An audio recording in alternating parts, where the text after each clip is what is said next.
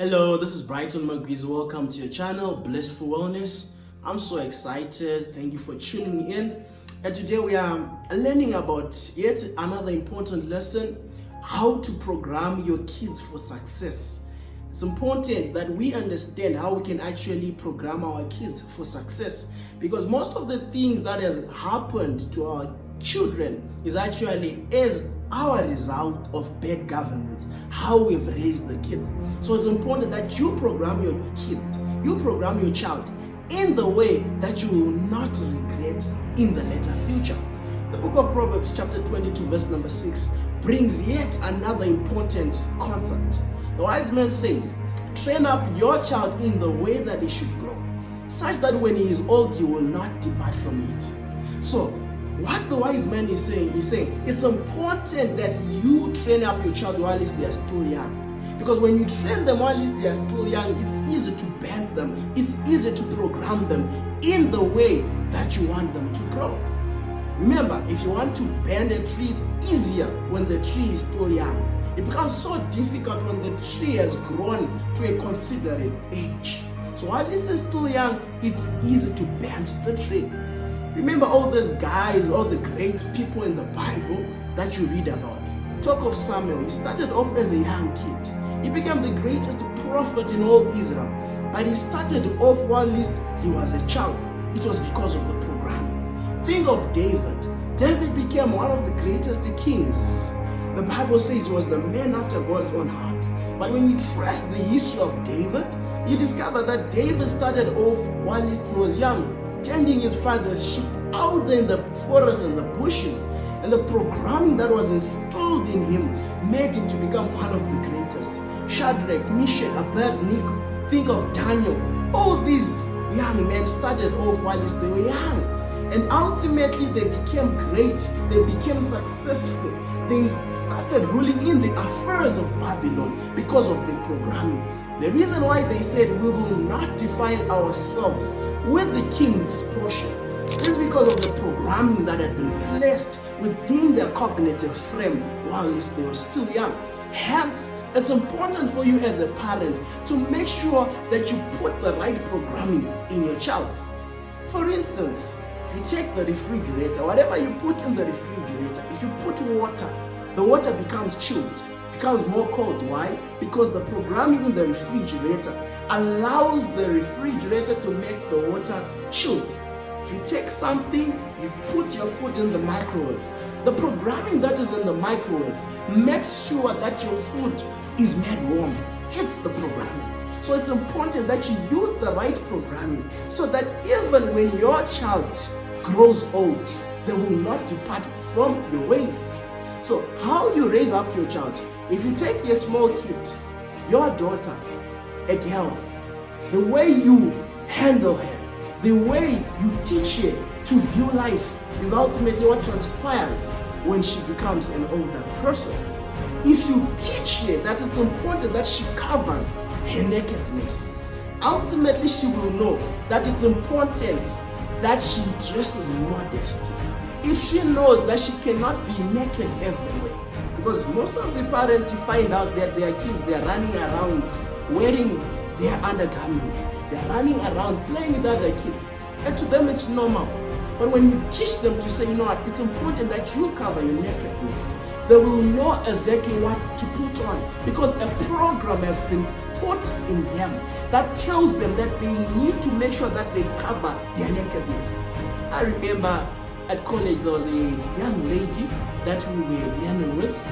We actually ended up calling her Princess Praise, simply because the way she handled herself. She handled herself in this beautiful manner of that of a princess. And I knew it was the programming that had been instilled in the child. She would speak so softly, she would respond nicely because of a programming that had been placed in her. I'm sure if you take your child, give that child a comb, give her a comb, or give her your makeup kit, you discover that you find the child busy combing her hair. You won't find her combing her foot, because there's a program. She saw you combing your hair using the car. So she knows it's a programming already. Some of the programs are actually learned in practicality. When your child sees you doing certain things, it becomes easy for the child to also imitate.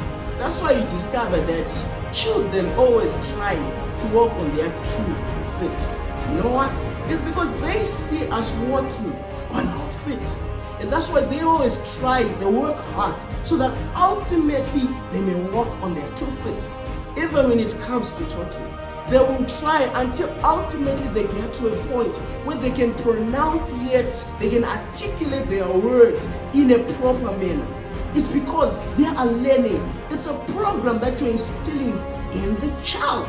That's why if you take a child, you put them in the Asian countries, take a child, put them to Africa, depending with the language that is spoken in that home, so it is with the child. They ultimately speak the language.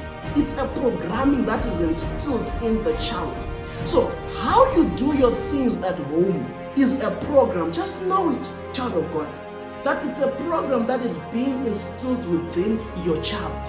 So if you are busy fighting with your wife in front of your kids, if you are fighting their mother, that program is being instilled. They will think it's normal. They will think domestic violence is normal. That's why it's so hard. In our days, you find young men beating up their girlfriends, which will translate to them beating up their wives. It's because of the program. They saw it being exercised by the parents. Most of the time, we are so ignorant to what our kids watch. We simply allow them to have all the freedom in the world. They can change channels. They watch whatever they want, and they are still young. Remember, their mind can be likened to a garden.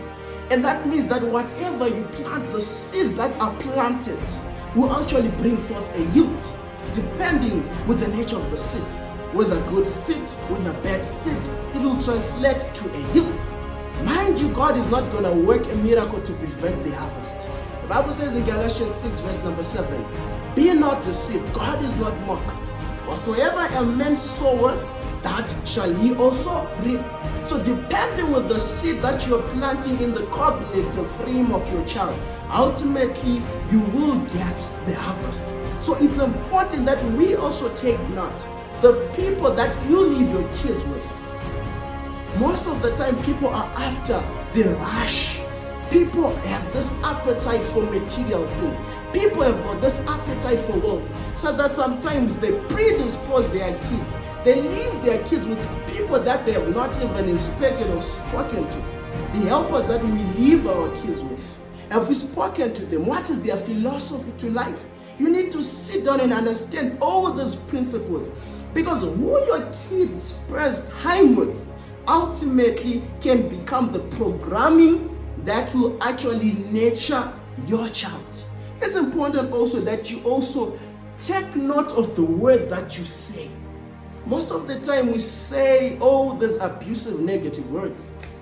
You tell your kid, you will never make it, you are a failure, you are a fool. And because you have spoken it many times that he is a failure, he is a fool, ultimately that is banged up in the subconscious mind. And whatever he does produces failure because you have spoken it. Words are very important. That's why Proverbs chapter 18 verse number 21 says, death and life are in the power of the tongue, and those that love it shall eat of the fruit thereof. So such are the words that we say. So words spoken in negativity ultimately bring forth negative fruit. So what you speak about your child is what they ultimately become. If you tell your child, your daughter, you will never get married, ultimately, because you have planted that in the subconscious, it's a program that you have placed. Your child finds it difficult to get married because of the programming that you placed in your child. So it's important, child of God, that you take note of the words that you speak. It's important that you bring out the sweet, beautiful words where you praise your child, where you tell them that you are destined for greatness, where you tell them that you are gonna succeed. Even when they fail, tell them that you are so amazing. Tell them that you're gonna be great, my child. Most kids actually think that formal education is the only way to success. And their parents are the ones that have educated them such. They've told them that without formal education, you have failed, my child. No wonder you discover that each time your child fails, they are now having suicidal thoughts. They're now thinking they've failed because it's the program that you put in them. Yet somehow you need to train them, teach them that it's not only formal education. It's possible to become successful even without the formal education. There are great people out there. Some are simply using the skills, the practical knowledge to become great people.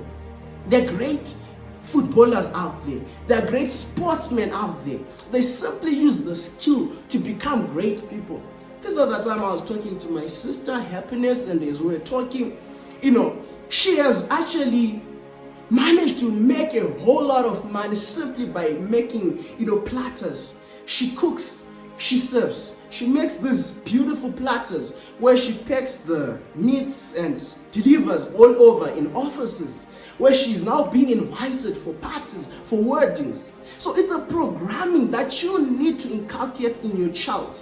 How you train them ultimately translates to what they become. Take care of the kind of people that your kids play with.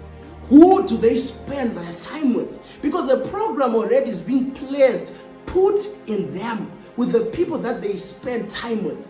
If at home you have no time to pray, ultimately you've already formed a program that teaches children that it's okay not to pray. It's okay not to read the Bible. But when you call them to say, kids, we need to pray, kneel down, we need to talk to God, ultimately they realize that there is a beauty that is embedded in worship. There is a beauty that is found when people desire righteousness and holiness. So take time with your family. Take note of all the negativities that you have put in their vicinity. Plug them off, remove those things, and make sure that the right programming has been placed. Deprogram the negative satanic program that has been placed by the enemy. Begin to pray. Start to read the Bible. Start to praise your kids. Start to make sure that everything that they watch is of a positive nature. And ultimately, you would have programmed your kids for success. Whatsoever man planteth, that shall he reap. Train your child for success. Program them for success.